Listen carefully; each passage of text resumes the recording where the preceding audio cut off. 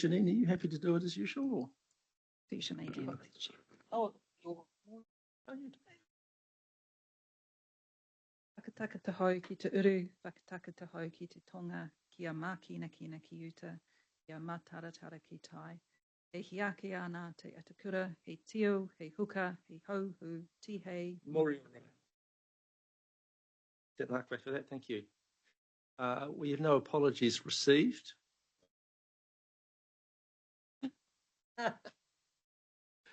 We won't miss. I don't think we'll know them. We'll see when he turns up. We have an agenda in front of us. Are we comfortable to confirm that agenda? Can I have a mover? Thank you. Second that. Thank you. Those in favour? Carried. Thank you. Disclosures of interest. So members' interests have been disclosed. Has anyone got an interest in what we're going to talk about today? In particular?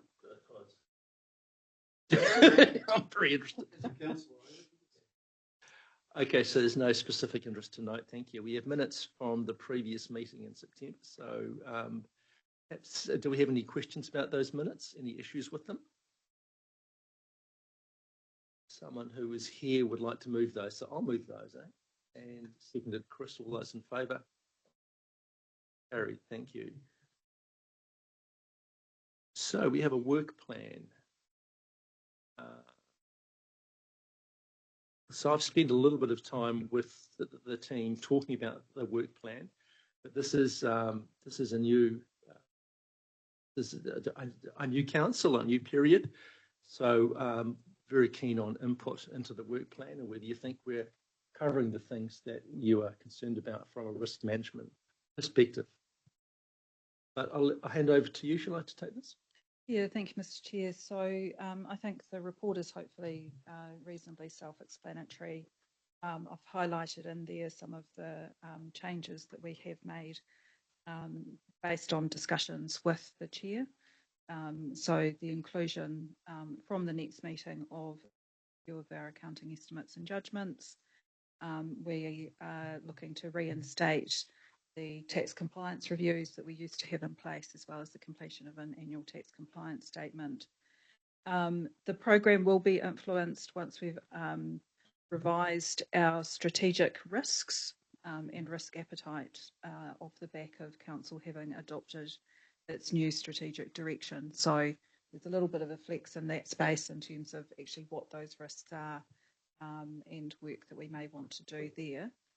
I've also just noted that obviously as we're working through this period of uncertainty around local government reform, where appropriate, we will bring additional reporting through this committee from that risk and assurance lens, just so that the committee's kept up to speed with that, but taking that broad organisational view. And in terms of key project update reporting, we've included this time a little bit of a RAG status across the portfolio of projects that we have, partly to show a little bit of a health check on that, but also to seek your feedback in terms of other projects that we might see reported into that space, either through this committee and then through the key project reference group meetings that we hold in months when this committee isn't formally. But as the Chair has said, very keen for feedback in terms of other matters that the committee thinks would be of interest to you to ensure that you feel across the work of the Council through that risk and assurance lens. Comments? Themes? Oh, just a question is, can you give me a little bit more about why we're bringing the tax information back? So I think the tax compliance work has always been seen as proactive measures to ensure that we are compliant with all of our tax obligations. While we sometimes think that local government doesn't do a lot of tax, we actually do an awful lot of tax. They're also seen in terms of from a preventative measure, in terms of where inland revenue start to approach around the sector, that we can show that we've got good governance and oversight processes in place in relation to that risk. It surprised me that they've been taken away. Oh, so If I could also just speak to that. So the Inland Revenue has increased the expectations on large entities to have a clear tax strategy and to have a clear tax management plan. So here's the processes, here's the documents, here's the delegated authorities, here's the sort of tax risk register, if you like. And so that if entities, so it's a requirement to have that. If you don't, they start looking at you and causing grief. If you do, then they don't look at you so much. And if you make a mistake, they don't penalise you so hard because they realise it was a genuine mistake. You weren't just sort of, So this whole thing is on most boards' agenda this year, is to update their tax strategies and their tax plans. And we'll talk about that later in the year. I think we've got enough to do right now, but yeah. So through the chair, that was really through a period of staff change and just workload shift. So I've been very keen that we get that back into the program for this. And in terms of the risk side, so there is obviously a lot of papers on risk here today, the risk register, and there's some deep dives. But if we could go lightly on that in one sense, and that you need to come up with your strategy and then work out what's a concern to you and what your risks are. And then that should be reflected through the organisation as well. So I imagine there's going to be an exercise later in the year to work with the governing body to work out just how you feel about that risk situation. But if there's any concerns, you should raise them today. So any other comments on the program? Really a question for Janine. And on it, Janine, you expressed some concerns about the quarterly reporting on Reboot, and having read the report and also recognising the fact that it appears that there's 6 monthly upgrades to the software, whether we shouldn't be aligning the reporting on a 6 monthly basis rather than a quarterly basis, because after upgrades there's always going to be issues to be dealt with, and it's probably better if you let it bed in and then report after it. So I'm just suggesting whether we should move that quarterly reporting to 6 monthly. Yeah, so would we do it sort of halfway between the updates? So that was my thinking. So you've got a chance from the bed in, then you can report on what's happened, and then just give it a space, because otherwise there's a lot of work and time goes into that.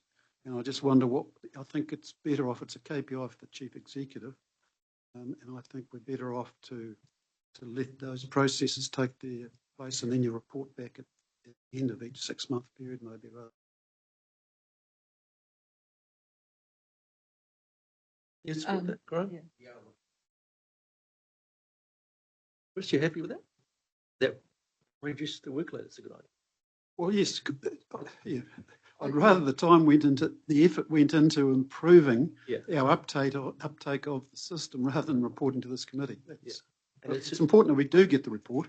But I think 6 monthly reporting, it's a better length of time for us to actually show genuine progress. I think quarterly has been a bit of a challenge in terms of that really quite short cadence to actually see meaningful change, as you're highlighting, Chris. So the upgrades are April and October, so we're sort of almost staring down another one. I think that reporting worked with some of the conversations that I've been having internally around we effectively need to have a 6 to 12 month cadence in terms of the uptake of those major releases that we get 12 months. So from April this year, we'll have 12 months to take up the functionality before it becomes compulsory. And so we need to be operating within that sort of structure as well. Yeah. I'll talk further about the report later, but I think I can just give you a bit of relief on that. Might be useful. Excellent. Any other thoughts on the program? More questions? We have a resolution in front of us. I think we'll adopt that program, aware that we can change in any meeting. So do I have a movement seconder? Thank you, Keith. And thank you, Warren. All those in favour? Against, carried. Thank you. So moving on, we have the risk activity report. Come.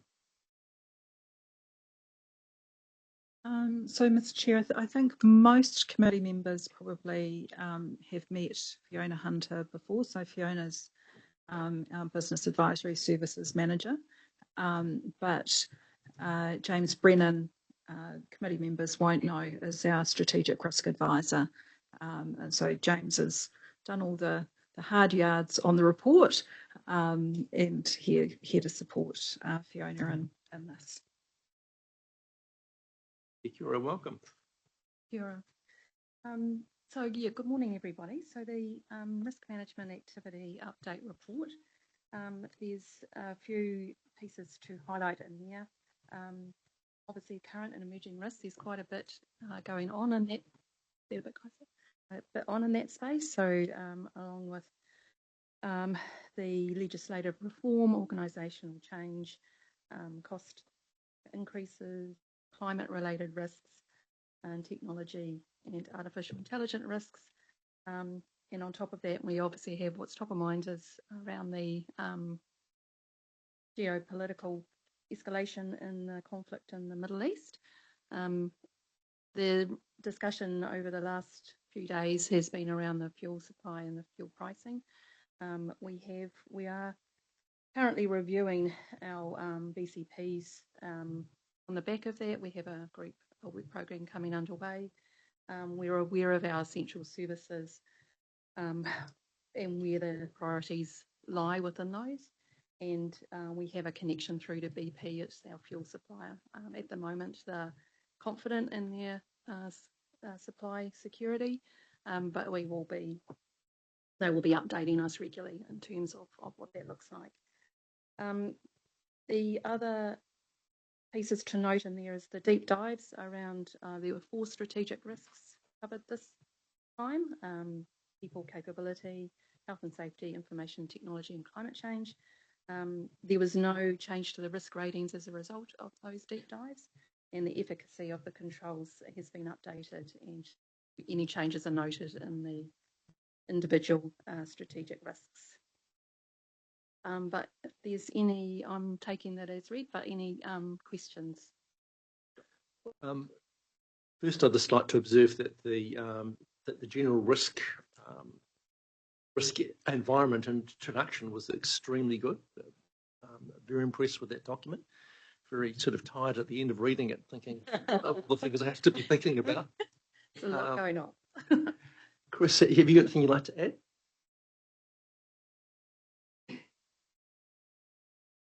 Oh, red light.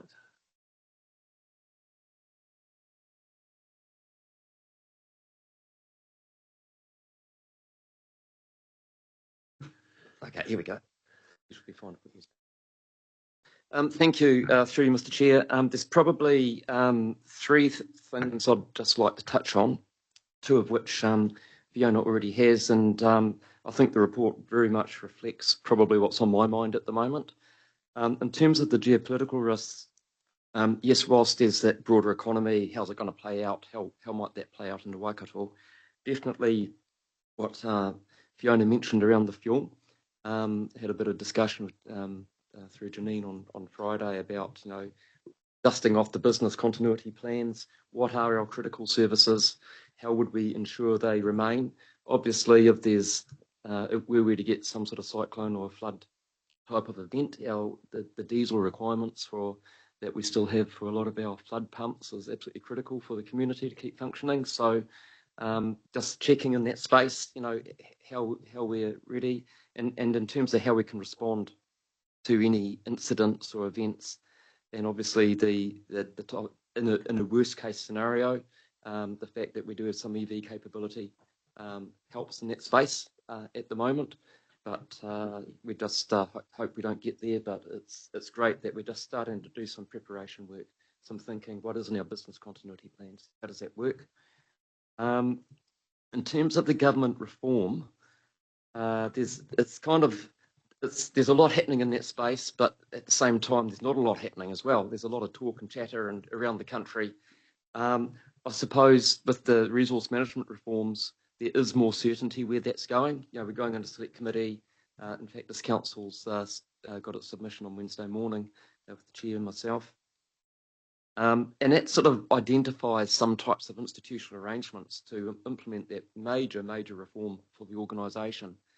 The proposal, and it's only a proposal on the simplifying local government, kind of just puts a bit of complication into what those local government institutional arrangements might be going forward. Certainly with the original suggestion that elected members of regional councils may no longer exist, but with no time frame on it, caused a little bit of uncertainty around this table. I do feel that's beginning to settle down a bit now, and there seems to be less public discussion about the local government reforms and what that might mean. There's a little bit of thinking about, for some of our essential critical activities and functions, how, what that might mean for the future. What should this council be doing? Should there be other types of vehicles that we should be thinking about putting in place? And of course, there's pros and cons and all of that, or ifs or if nots of some proposals might go ahead or not, and there's a central government election in the middle of it. So it's kind of just a bit of a messy space. It's put quite a lot of uncertainty, I'd say, into the local government system. And what I would say is for the Waikato, there are some peculiarities about the Waikato which make it complicated in terms of thinking of the future. The other thing I thought to say, what's on my mind right at the moment, and it's just come about in the last week or so, and it's around our the contracts for our tendering our public transport bus services. There has been some discussion about should we or others provide van for depots and EV systems. This council, I think, got to a place where it was gave some certainty going forward, let the market dictate where and how they might like to source depots and EV charging. We do have some other councils starting to play into that space at the 11th and a half hour, which does add some risk and uncertainty to that process. And we're working through that as we speak right at the moment. I don't really want to elaborate too much more in this meeting at the moment on it, but it is something that we're just watching. There's a council decision in 2 weeks' time that needs to be made, but with a little bit of uncertainty at the last minute just throwing into that decision. The risk is around, we've got just over a year to not only have the contracts in place, but for whoever wins those contracts to have procurement, have services ready to run by the end of next year. Cool. So if we sort of take this in bites rather than just the whole report, because it's long and covers lots of things. So if we start with the and then we'll go to the deep dives and then all the risks. So if we just start with that opening, do we have any comments or feedback on the current situation and those issues raised, Chris? Just one point which I'd like to pick up on, whether it's Janine or Chris that wants to answer it. We recently approved a extension, quite a sizable extension to the fuel supply contract, which quantified both volumes to be drawn and a pricing structure. Do we have any certainty on those, on the volumes? In other words, if there is a squeeze on New Zealand supply lines, and we have an event which increases our demand, will our supplier guarantee supplies up to the levels of contract? Janine, you're probably better placed to answer it than myself, but in terms of the nation determining what their critical services are, it probably comes into the space of where does local government sit in that? Yeah, so through the chair, I wouldn't expect that contract gives us any supply certainty. As Chris has mentioned, obviously there's a lot of talk at the moment, and the government has obviously released their action plan in terms of the different stages. Within that, it talks about security of supply for key public sector services. I think it's a conversation that obviously local government needs to engage in as well, in terms of what our essential services are, and you think public transport, flood protection, those types of things for us, to make sure that that is actually taken into consideration around that prioritisation of supply, should it get to the point of rationed. I think in the shorter term, there's things that we could be doing as an organisation, and it's sort of off the business continuity plan, to look at how we minimise our draw where we can, make sure that what supplies there are as they can. It's sort of just, I guess, a good national citizen. I think I was reading an article, well, I was reading an article at the weekend, and it was talking about businesses should be looking at force majeure clauses and contracts, and that will be looking to be applied.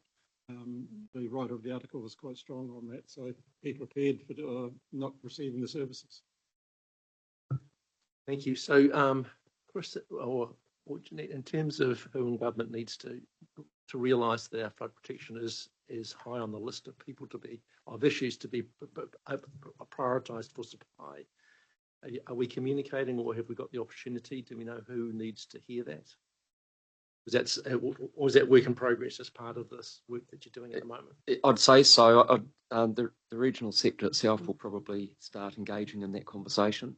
In terms of who's in government, obviously there's people at the top, likes of the Nicola Willis, the Minister of Finance, who needs to be aware. But we have a very good friend in Shane Jones, who's very supportive of the flood resilience work. Public transport work, I guess that would have to be through Bishop, but it's Should we not be also looking with the community, the landowners? Most of them will have diesel tanks. Whether they could carry additional supplies, I don't know. But you know, this is going to be a joint issue. It's not just all about the council. Landowners have a vested interest in this. I certainly have an interest. Keith. Yeah, thank you, Mr. Chair. In this context, I don't think this situation's internationally is going to turn out very well for us. I think we need to put more urgency into our ability to cope, particularly with the flood protection and that sort of thing. But I also think that we really need to ramp up our CDM work, because if we do have an outage now and fuels becomes an issue, we need to work out what staff's available to us and who can go and that sort of thing. So I think we should take it very seriously that this is going to be a long-term constraint on us in terms of fuel and supply and travel and that sort of thing. But I don't really want you to allocate the bikes out for the councillors yet. Thank you for those comments. So if we're comfortable that if we move on to the deep dives, and perhaps just run through them, do we have any questions or comments on the people, capability and capacity and culture? I've got that out. Any observations on that deep dive into the risks? Yeah, thank you through you, Chair. One of my concerns is around that people capacity capability piece is the appointments that we're looking for that have come out of the ICM restructure. And I know we're struggling to fill those positions. But to me, if we don't, it will lead to potentially failure of that restructure. I look at the chief engineer sort of piece, and it's something we need, that in-house knowledge, and that was part of the requirement of sort of shuffling things around. So for me, that's actually to me it's a growing risk that we can't fill those positions currently, and I guess the uncertainty around changes to local government is certainly having an effect in that place. But it's something I don't know whether we can put more focus on it or not. But yeah, as I say, to me it is quite a big risk that's starting to shape up, and the efficiencies we're going to get out of that restructure. So I'll leave that there. Chris, would you have a response to the structure? I couldn't agree more. In terms of where we landed with that, the way we work with asset management under current condition to reduce any liability impacts going forward, with major infrastructure replacement coming up, to make sure we're doing the right thing in the right place for the long term for the region. It is critical. It has been more difficult than we anticipated to try and recruit into a very competitive market in this space. And as Council Chair has just referred to, it's some of the discussion around local government and the role of regional councils and their activities hasn't helped. It is something that's very high on my agenda, but I've also made it very clear we've got to get the right people in place, because that would be another risk if we didn't. Sure. Chris? Yeah, thanks, Paul. Just as an observation, more than anything, and it's on page 29, number 8, health and safety, wellbeing, integration, health and safety strategy. I don't see anything in that particular policy which refers to performance. To me, one of the key issues for health and wellbeing and wellbeing of staff is actually the performance that they're delivering and the recognition of that performance.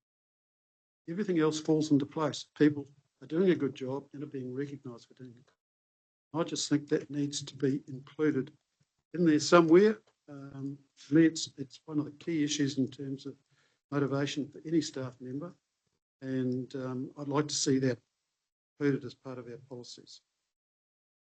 Totally agree regarding technology and enable solutions. I think that is critical for the way forward. But I also want to see something regarding, I'd like to see something regarding recognition of and people striving to deliver their best performance possible. That's something we can think about. Yes. I'd like to endorse what Chris has said there. One of the things I think's missing in the fraud capacity is time theft, which is people not using the time to the best of advantage. And I think it comes down to what Chris is highlighting is if we want productivity, people have got to give an honest day's work and commit to the job. And part of that is to make sure that we've got the right culture to make people want to work. Are you adding to that, Noel, or should we answer that? Well, not to that, but to something else. So again, you're comfortable we can think about productivity and yeah, and part of in respect to performance, through Mr. Chair, that is something that we bring on an annual basis through our annual plan and long-term plan discussions and whatever. We usually highlight how we meet the market and try and reward performance. I think this discussion is probably in a wider sense of recognising performance all the way through. We do have mechanisms to do that, but I think that's something we can bring through. I'm just trying to work out, is it in a health and safety policy or is it in some other? But we can probably have a bit of a conversation around that, because it might be that the council's reflecting that affects other people in their roles, health as well. In terms of time theft, as it was referred to, yep, we've got systems in place to try and ensure people do a fair day's work for a fair day's pay, if you like, and we expect good performance, and we expect people to go over and beyond. Some of the issues we have, because most people who work in local government want to do it for it's a morally good place to work, and they want to work in doing the right thing. We often have to make sure people are keeping themselves safe and not overworking, and they're taking appropriate breaks and so on. But that's a conversation we can bring through some other channels as well. Sure. So I've got Noel. Is this a supplementary, Chris? If I can, please, and just in response to the Chief Executive, I actually see performance being part of the health and safety people, because if people are performing at an optimal level, they'll be keen to come and continue to perform like that. If they're not, it has a negative impact on their health and well-being. It's just human nature, and yet we're not mentioning it in there. I just think it should be included as part of the way that part of our culture, as we expect that of it. And you're right, Chris, it's recognised at the end of the year in terms of, yes, you've done a good job and people will top give you a bonus. But if it's not in our policies, then maybe I think a little bit differently on these things. But to me, we're talking about health and safety and well-being. Part of the well-being of people is actually doing a good job and knowing they're doing a good job. And it's not a once a year issue, it's a continuous issue. So thanks, Chris. We'll take that into the discussions as to how that's reflected, and it's probably more around policies. But yeah, just to comment on that issue, I noted in the paper there was staff with high hours annual leave. That's also a real risk, and that should be better managed. Shouldn't be getting to that, and it's time people were directed on leave. But that's my personal view. Can I just move to another issue? We're facing an ICM at the moment. I know Chris and Warren are fully aware of it, and others in the room. We've got apparently inconsistent policies by the looks of it in the health and safety area, where we have got policies for self-administration, which require approved council contractors to spray drains. And then we've got the land leases, which will be coming up in the ICM agenda, as well as the self-administration on Wednesday. And I'm reliably informed by landowners who lease adjacent blocks from us that they do not have the health and safety requirement that is on council land, but council forces them to get health and safety protocols in place for their own land, because the council doesn't own the drains through their land. So I've raised that issue, probably take it offline, but just wanted it recorded that we've got inconsistent policies on the face of it, and more work's being done hopefully in the next 48 hours for Wednesday. But this is the sort of thing that I cannot rationalise how this is going on. So yeah, I don't know whether Chris would probably just say, yes, you brought it to my attention, we're working on it. Yes, the council's brought it to my attention and we will work on it. thank you. So we'll note that. So are there any comments on the sort of people part, or would you want to move on to the health and safety deep dive? Any questions on that? I do have one more on the people part of it. Thanks, Paul. And yeah, it's around. I notice, and it's probably me, but people seem to be getting younger every time I look around. But we seem to be able to. Yeah, I know. Good thing. Except when I look around here. But we seem to have a lot of young staff, and I just wonder, when we look into that people capability and capacity, that knowledge drain, and our older staff with all that deep knowledge, and potentially some of it's out in the field, but potentially some of it's in this building. So whether we actually look at that and that transfer of skills and making sure, we seem to be able to attract a lot of younger staff, which is fantastic. And that sort of thing, bringing them through, but it's that top end. I worry that potential losses of that knowledge and skills and that space. And I guess an aside to that is just looking at the geopolitical stuff going on and the fuel that we're talking about, is that we are looking into the ability for some of those yards that are remote. It came up in health and safety the other day, but just having that generator capacity and stuff, so that we can work in silos, if you like, because that there is a power source available out in the fields for those staff to keep being able to work when there is, when we do have weather issues and things like that, or even business as usual as a potential fuel crisis comes upon us. Yeah. So we've got two yeah, issues there's here. two halves there. Sorry. So the first issue, I guess, is part of the people process and policies, that as to how we develop people, how we pass on knowledge. So I was just going to make a brief comment on that. So we do have succession planning in place. Yeah. It's not always as simple and streamlined as you'd think, because often you train people up to get skills for their future, and of course you make them very marketable, which is inherent in all organisations, I guess. But that is a risk, and it is something that we have in place. Janine, I'd go, you where we're at with it. To raise was, we have a transition to retirement scheme as well, so to allow some of those senior staff sort of 2 years as they're moving towards leaving the organisation, so that the intention of that being to extract all of that knowledge from before they actually go to capture it. So that doesn't necessarily work for everyone.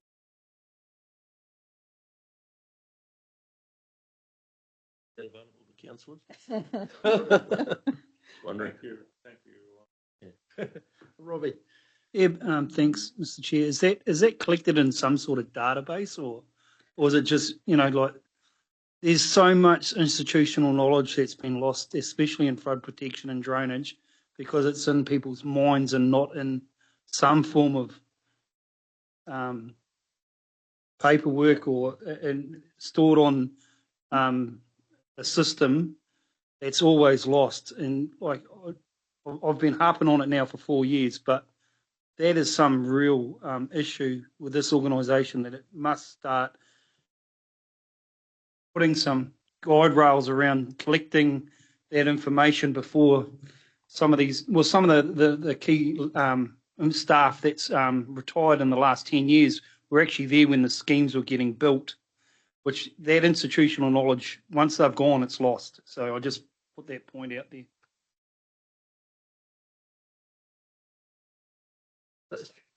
Hopefully that's part of the succession planning.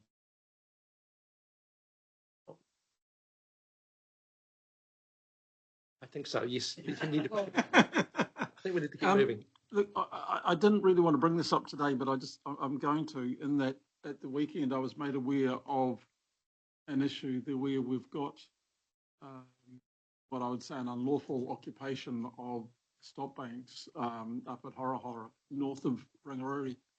And there's a house a tiny house being built on the stop bank, and according to the locals who's discussed it with me at the weekend, that they believe the stop bank has been undermined. So if that stop bank is breached, it would flood back to the power station and take out Huntly and hundreds and hundreds of hectares land. So I'm just noting it now.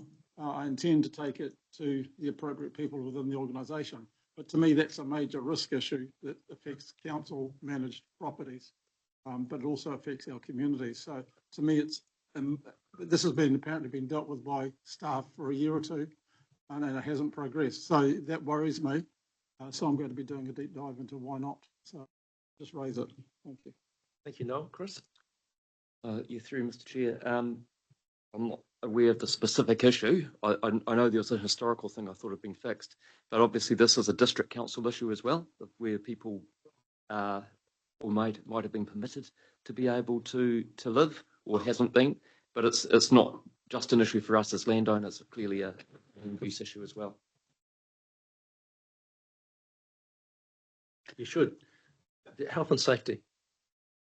Questions, comments, observations? Information technology.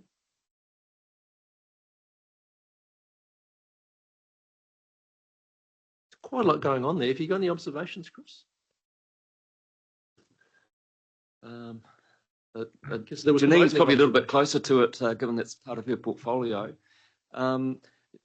I think the big discussion around information technology is around the whole AI and how quickly do you go? Do you be a leader? Do you be a follower? What are the guardrails in place? Is central government going to put stuff in place you need to fall within? And given that the way technology seems to be able to be infiltrated around the world these days, it's I suppose the other thing is, has it produced the results expected yet? There's clearly AI is going to be change some of how we do our work going forward. It's all that matter of when do you jump in? Because we know that some people have jumped in early and have found they haven't reaped much yet, and the technology's completely changed on them in the meantime. So I suppose that's what's in my space. Janine, you're probably a bit closer to some of these technology-related matters that you raised here.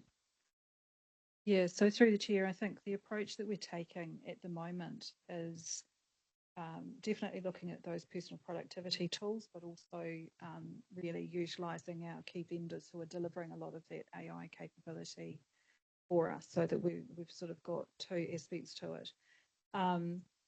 But alongside that, making sure that we've got those foundations really clear and strong in terms of our enterprise data strategy, because we actually need good quality and well-governed data for any AI capability to work over the top of, and also around that process, so our process maturity. And so they're two areas that over the last few months, we've moved some resourcing more into that space to be able to address that, so that we have those strong foundation stones in place for the new technology to actually be working. I think from a risk perspective, we've obviously got the cyber report and public excluded, so probably most appropriate to talk about it there, but just linking it back to some of the disruption that's happening in the world and the increase that's already being seen around some of those bad actors and the risk of a cyber breach. But John Crane, our CIO, will be here later in the meeting and briefing on the information that he's seeing and that. Thanks for that. Maybe something I could wait for John, but the issue for me is with ICM, Robbie and I are expected to interface with staff and the community and probably get into operational matters, unlike other councillors. So what surprised me, and I think Robbie also, has been recent discussions with staff who have come up with ideas on various projects. And my question was to John and to the director was, why aren't we using decision support software? The director didn't know that we had it. John had, I'd been to John and asked what was capable because I didn't want to put my foot in it. And with the director not knowing about it, staff not knowing about it, there were some ad hoc situations coming up that Robbie and I were sort of quite apprehensive about. So I'd like to understand, while there's a risk to information technology, there's also the challenge of getting staff on board. So, again, systems and programs, I would have expected a director to have known the capabilities of our system and also that the staff would be using that. So I think that's a risk that staff aren't using it. Is there any, I don't know whether that needs a response or do I make a statement and leave it at that? It is raised in the risks that one of the key things is to develop capability. Yeah. So it's clearly a focus of the organisation. The director it's interesting. and then staff. So I understand ICM staff have been reluctant, probably one of the most reluctant groups to get on board with this. So maybe it needs more work. Yeah, and so through the chair, I think the technology that we actually have to support in that asset management space is of a very high standard. And if it's used correctly and consistently, then that should be the decision support tool, including, I think we've been in part of the business case around the whole change to Infor was being able to move from that reactive to proactive asset management, and then being able to move into some really strategic asset management that you're using all of that inspection data and asset condition information to inform what actions actually need to be taken. So success is around people, process and technology, and we need all three. No, I think we, could I jump in, please? Yeah, sure. Yeah, I think we've got a meeting with Julie Bolford end of next week, I think it is, to go through that, Noel. So I think if she can walk us through the process, and then we will have a better understanding of how that technology works.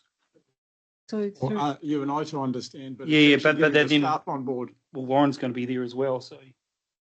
So through the chair, just clarifying. So Julie's obviously in a program management space. Yep. I'm not sure how exposed she is to the capture of information around. No, I'm meaning how asset replacement takes place through. That's what Noel was bringing up. That as an asset, when it's getting to end of life, what is the systems in place? How the staff can work out best options. Is that what you're explaining, Noel? Well, that's part of it. Yeah. But the lack of awareness of decision support software and how it can help them in their work and to get better outcomes, there was a complete lack of understanding.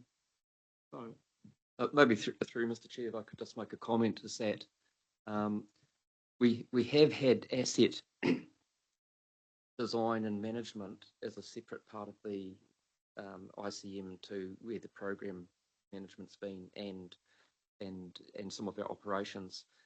Part of my review was to try to bring that all into one space, and part of it is getting the right person at the head of that who can get across all of these. A director's got a lot to have it get across. ICM isn't just about assets in flood management. There's a lot of other parts of that business as well that the director needs to be across. So I get your point completely. At a systems level, there needs to be somebody with responsibility and understanding who drives any innovation and change that we're bringing through the organisation, especially when it's a critical part of the organisation where risks fall off it. And I hear that loud and clear. I think that's something that we're trying to address. Maybe we're not quite there yet, but the other part of it is with respect to the Infor project. We also have Stu Brown trying to drive some of what the changes are that's needed as well from an organisational perspective, and that needs to land. So there might be another place we can have that conversation as well. Good. Yeah, look, I just want to pick up on those. To me, those are operational issues. There is a full report in here on Infor, which is what this is referring to, and I thought we should have left that until we get to the correct place to raise it. Good point. Moving on to the last one, which is climate change. Any feedback on that? Pete. So, Paul, I'd just like to make a couple of comments here that climate change has been a wide-ranging subject, and the question that's asked in the statement here, and I don't believe it has been answered in the following wording there very well. So, for me, the first things are that in terms of the whole climate change debate, if there's some stuff there, if it's not a legal requirement to be done at the moment, we shouldn't do it because we've got to save money where we possibly can. But in terms of the more operational within our region, what does it mean? What are we saying? And I would say that our stop banks are pretty well up this grade. Our emergency response still has some work to be done on it, and our resources behind that should be identified. So, Noel brought up a possible breach in the stop banks. One thing that we know with the current range of climate changes is we can't afford to be mediocre in our stop bank management and flood protection management. That's the pumps and the bridges and all that sort of thing. So I think it would be much better if we pointed out the areas where we need to make improvement. And I would say that's greater concentration on flood protection and the big dumps we've had, how we respond to that. And the recent discussion we had from CDM is that we're doing pretty well, but we can do a lot better yet. And part of it's resourcing, I think, in terms of people. So, Fiona, do you think it's something you could reflect in here, or should, or keep me thinking about, or not thinking about? Thank you, through you, Mr. Chair. We're about to get underway with a review of the risks, strategic risks. So, as part of that, this is reviewing the statements and what they will represent. So, I think that will form part of that process in terms of understanding that. Cool. Through the chair, I think the new strategic direction talks about resilience rather than climate change, which was sort of a theme that ran through the previous strategy. So I think we'll see a shifting in terms of emphasis of our strategic risk in line with. Yeah, and we'll put the things that do the most damage at the top of the list of things that we're working on. Yeah. Great. Any other questions or comments on this whole section? Rest of the risks, which again you'll be looking at again with your strategy.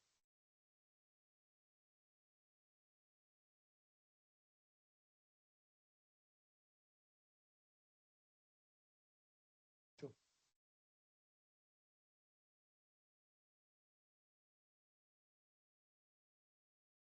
I've got Councillor Raymond online. Would you like to ask a question? Yeah, I wasn't sure if I'm allowed to comment as an alternate, but since you've accepted. On the climate change, on the risk, I think the council and we need to decide what we want to protect for. You know, is it a 1 in 100 year event or a 1 in 200 year event? And if we can establish that in the first instance, then we can actually start working on what level of protection or mitigation that we need to take. But otherwise, otherwise the question is how long is a piece of string? Yes, thank you for that. And I guess that's part of the core planning, isn't it? Through Mr. Chair, absolutely. And for many, many years, we've asked central government to give very clear direction on what is that level of expectation of event that New Zealand as a nation needs to be preparing for, which will filter down to what our part and role within that we need to play. Certainly in terms of parts of our business, we do define it already. You know, like in flood protection, for example, it's typically around 1 in 100 year. You know, drainage, there's other types of levels of service. It's something that as a nation, it needs to have very clear direction and not just sort of region by region determining its own and what you plan for. And also, just declaring my interest as a director of Earth Science, which includes NIWA, the sort of patterns are also moving, aren't they? Which makes some of these predictions hard to make. Councillor Raymond, does that answer your question? Yes, thank you. But yeah, I think so. Really, what you're saying is it's you're asking for central government, but I'm wondering whether we need to actually just be a bit more proactive ourselves and drawing a line in the sand, or can we go that far, or do we have to wait for central government? I think what we've heard that the plan, that the design is around, for example, the stop banks are 1 in 100 years. So we do have a policy in place. Is that correct? Yeah, I understand. So, and Greg Ryan's online. He can clarify that. Greg, is that correct?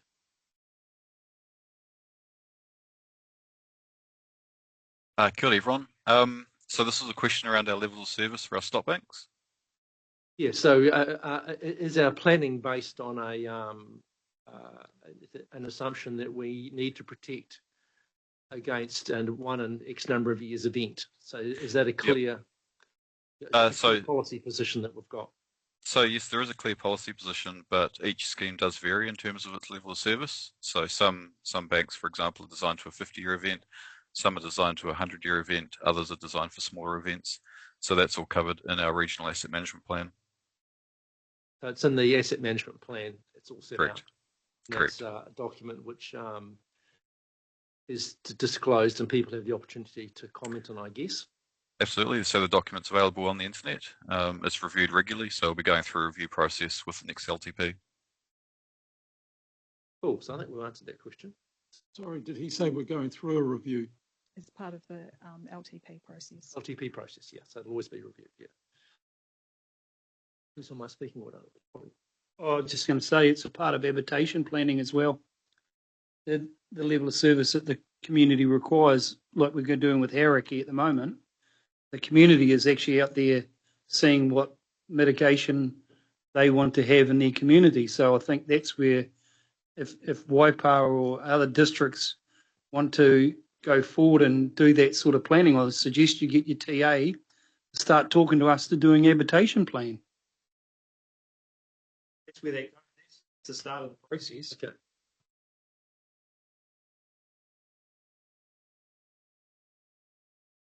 Warren? Yeah, obviously before we leave this item, I just wanted to raise something else, and it's just on page 45 and it's point 15, and it's around the Maori employment strategy commitment and implementation. And I wasn't sure why everything was in red in those sections, but just trying to understand where we're working in that space, because my understanding was the work we were doing was potentially why Maori don't tend to apply for jobs at this organisation, and whether this is something else or, yeah. Page 45.15 in red there. I think the red means change. Is that correct? Yeah. So Okay, all right, I got that. Yeah, we like to highlight change. Yep. And That's yes, if I could just confirm the interpretation you took, that is how to ensure that that we have an organisation that Māori would want to come and work in our organisation. I think that's what you said. Yeah, just reframing that. That's what's been articulated that in the past. So I of it. just see that's what this is reporting to. So I guess it's a yes. Yes. Is that something that will come in front of a committee at some stage? That strategy? Not this committee, obviously, but we're here to manage risk. If you think it's a risk, then we can talk about it. But if it's okay, no, I if think you feel as if it's been managed, it somewhere else. And through you, Mr. Chair, I think at the next CERC meeting that Stu Brown will be talking about our employment strategy and which that would be part of it. Cool. And if you could circle around on the words, make sure you believe everyone understands the same thing when they read it, that'd be good. Thank you. Yeah, no problem. Okay, any other questions on or comments on the risk side, or are we happy to move to the recommendation we've got? Take that, we're moving to the recommendation. So can I please have, I've got the resolution on the board, can I please have a mover for that? Thank you, Graham. Can I have a seconder? Thank you, Chris. All those in favour? Carried. Thank you very much. Thank you, Fiona. And again, an excellent introduction to that risk environment. Internal audit activity report.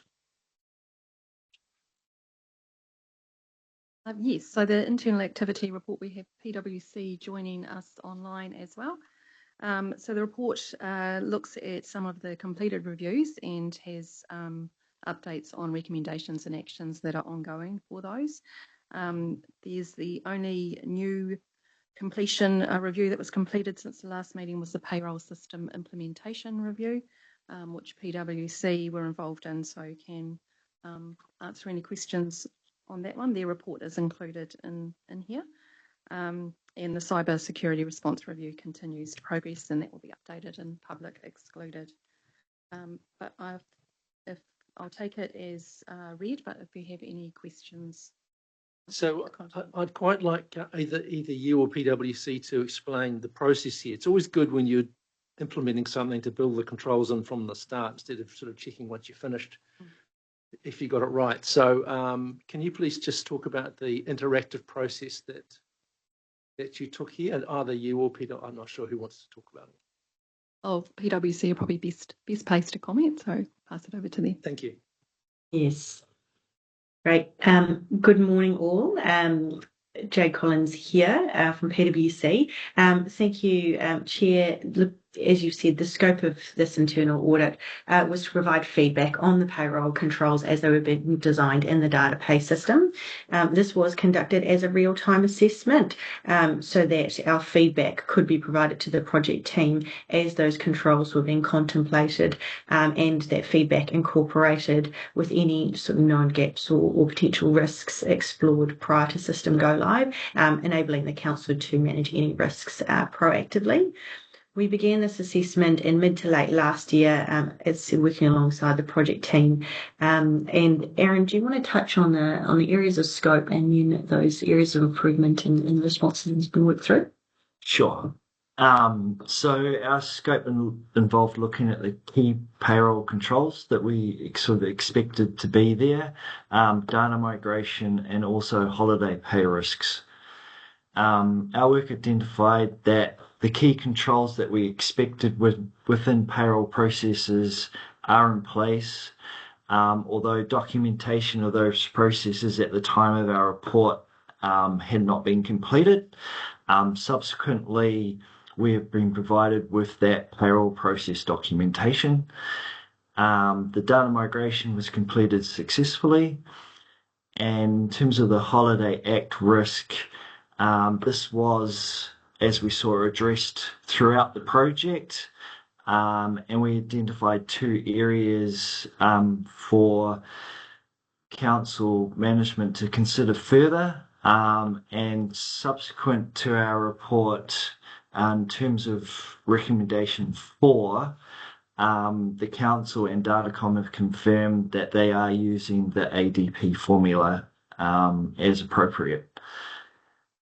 We do note that the Holidays Act is in the process of being updated in the future. Currently, there's an act before Parliament, but there's going to be a 2-year period before those changes are fully implemented. So you've got plenty of time to deal with that when it's relevant.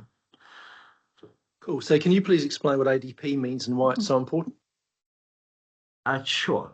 Under the Holidays Act, in terms of other leave, which is bereavement, alternate, parental and sick leave, there's 2 formulas that the Act prescribes.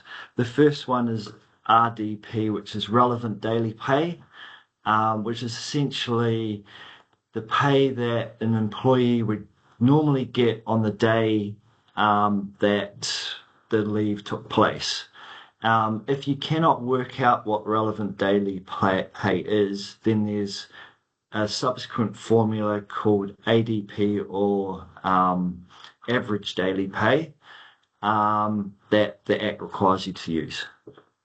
And these are the calculations that everyone's got wrong historically, and that's why there's billions being spent on remediation, hundreds of millions in systems, because the IT people didn't put the right calculations and no one noticed. So these are quite key things, aren't they? Correct. Chris. Thanks, Chair. I'm not sure who the best person to. I've got a couple of questions to direct the questions to. The first one is the payroll report is still using a number. You comment that there's still a number of manual processes, and I'd like to know how long those manual processes. Because when you're putting new system, we've got a new payroll system and a new, semi-new enterprise-wide system, I would have expected the processes to have been automated. Second question is that I understand that you said you were not required to look at the controls regarding the data interface between the Infor and the payroll system.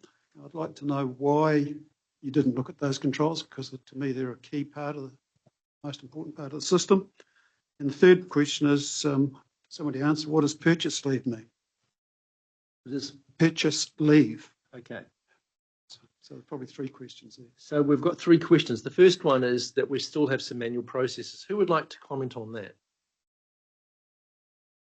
Who knows about that? That's probably CFO would be best placed to comment. Right, on. welcome to the table.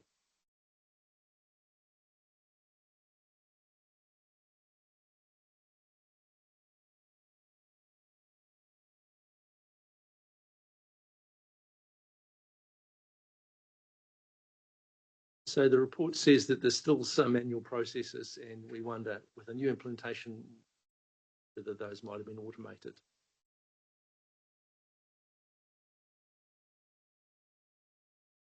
There we go. Thank you, through your chair. As you're moving into the new system, I think there's a transition for us in the team. So what they're doing is that there are some processes that immediately we could automate as part of moving from the old system to the current. And there are some processes that as PwC identified, are still a little bit part of the process as a manual. So there's an intention of the team to, as part of the process, identify and those manual processes and look to move them and utilize Datacom as a new tool for us going forward. So there's an intention of the team where we can utilize the automation that's available through the new system that we've been. So my question was, how long are we going to be using these manual processes? Rather, understand the process of conversion, but is it intended that those manual processes will be eliminated entirely, or will they always be part of the ongoing payroll system reconciliation? Sorry, through the chair, and Raj, can you identify for the committee what those manual processes are, so we actually understand sort of scale or scope of what's currently being done manually.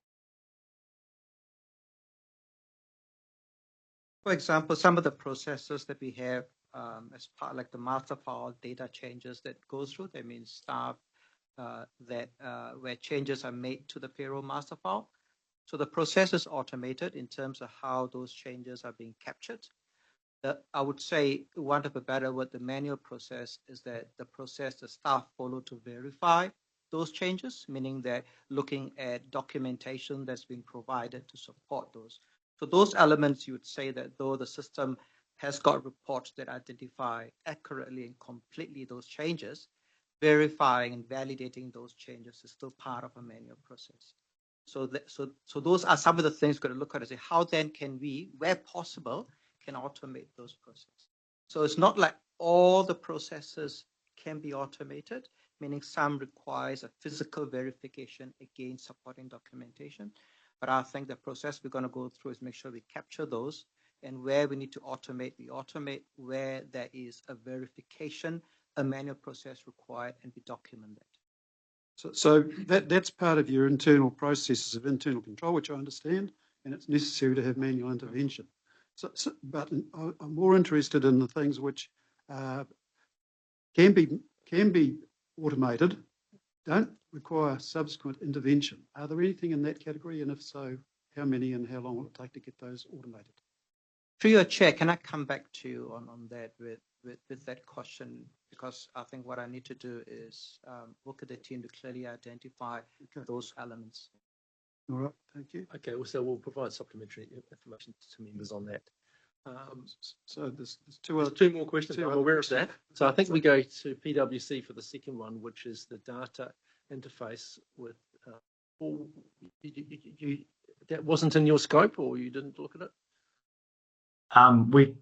Through the chair, we did look at that. At the time of our report, the interface was still being fully configured and tested. Subsequent to our report, that testing has occurred, and the interface is now operational between the HR system and the payroll system, and there is checks in place through reporting to make sure that any interface differences are picked up, and then they're followed up by the appropriate staff. So since the report, you're now comfortable that it's working? Yes. Cool. And the final one is, what does purchase leave mean?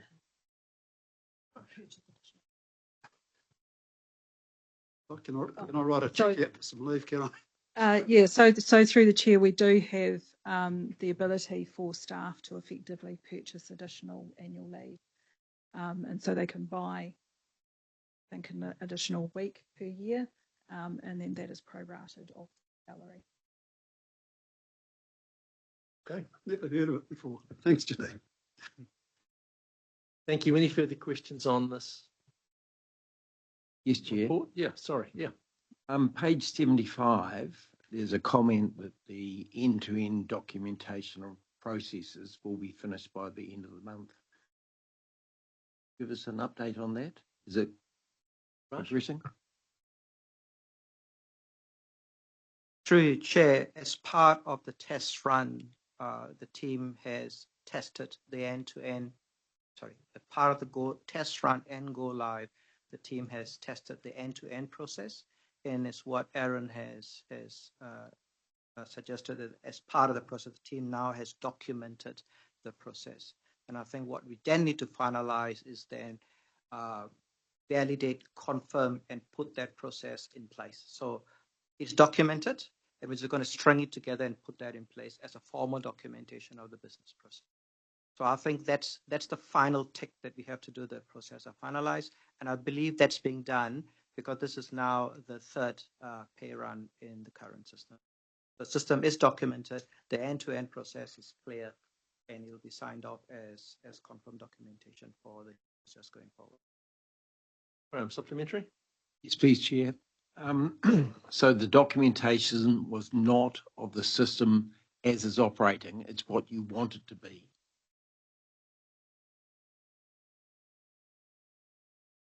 Sorry, through your chair, just to clarify, the documentation is how the system is operating, configured and operating now. But that's not what you said. You said you'll go to them, put the system in place. All right, that hence my confusion. Okay. So it is a documentation of what it is. Yes. Thank you. Sorry. Cool. No.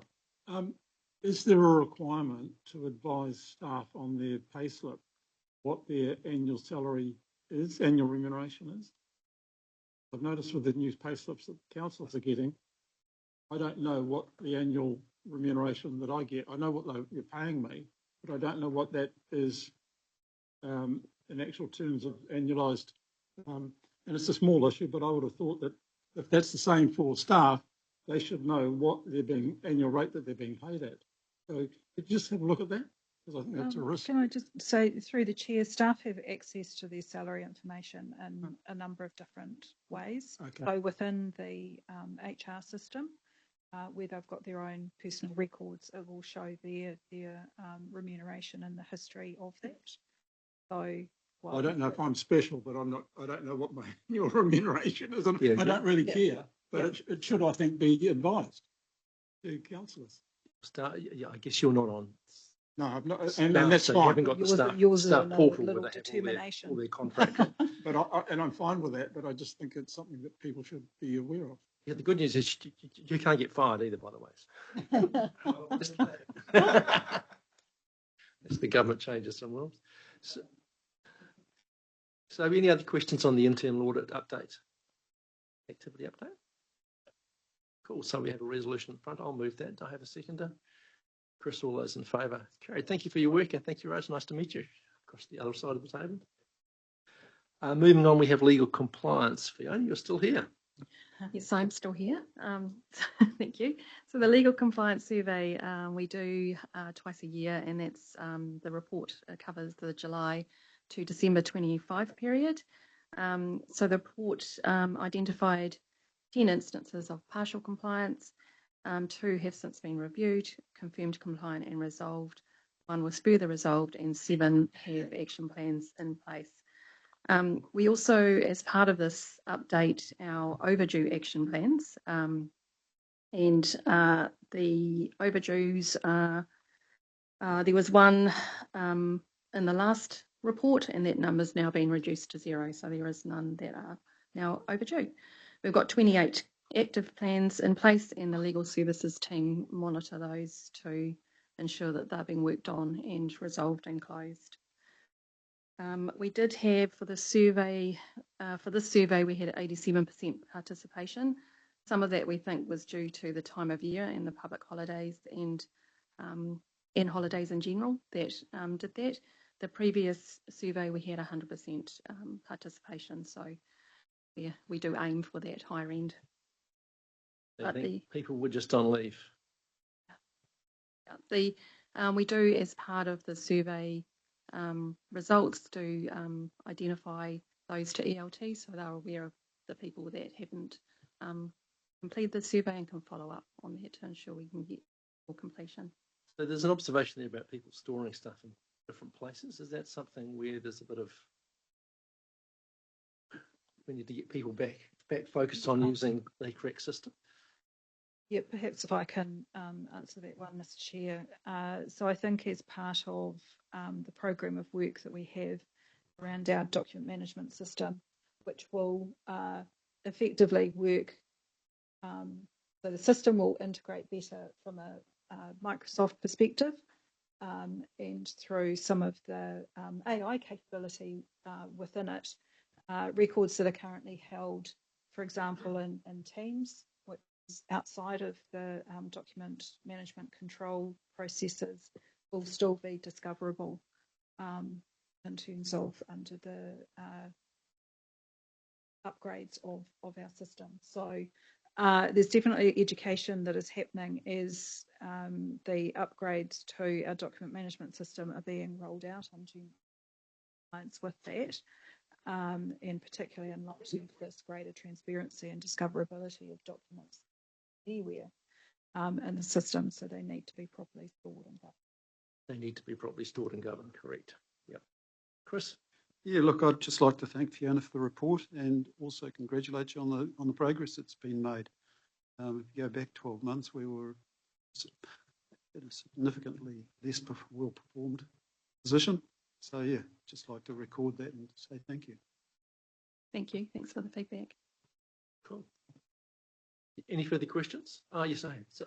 Yeah, Paul, it might be a little bit out of context here, but I'm just concerned that because we've got so much changing in the legislation that's going on, that we're not putting energy and resource into things that we don't need to.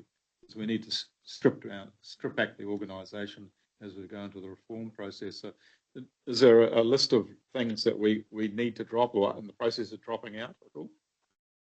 Yeah, through you, Mr. Chair, the compliance survey covers the legislation that we are required to follow. So any changes to that legislation is updated through our Comply With tool, which is the one we use to monitor compliance. So we are only surveying on legislation that we are required to understand if we are following and in line with.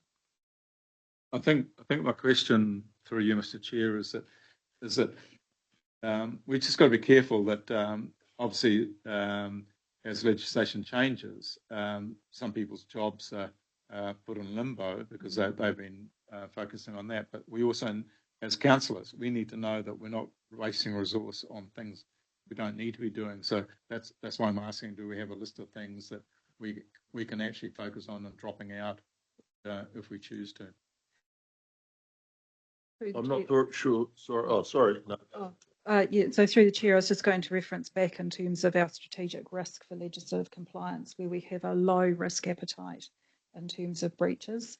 So at the moment, our assumption is that we are continuing to comply with the legislation of the day, obviously keeping in mind the environment of change and reform and trying to understand that and prepare for it.